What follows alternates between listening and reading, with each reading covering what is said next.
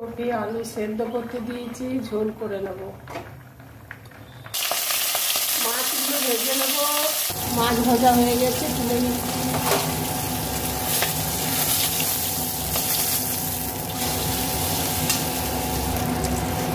ভাজা হয়ে গেছে, তুলে নিচ্ছি।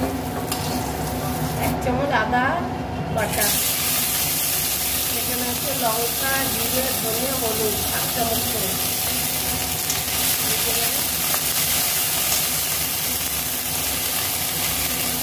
জলে সামান্য চিনি দিয়ে দেবো, জল।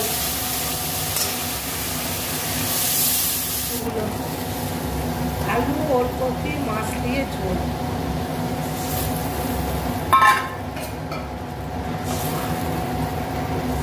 আলু, ওলকপি, মাছ দিয়ে ঝোল। ঝোল রেডি। ধনে পাতা দিয়ে নামিয়ে নেব। হ্যালো বন্ধুরা, ওলকপি, আলু, রুই মাছ দিয়ে ঝোল। ভালো লাগলে বন্ধুরা লাইক, শেয়ার, কমেন্ট করবেন, সাবস্ক্রাইব করে দেবেন চ্যানেলটাকে, পাশে থাকবেন।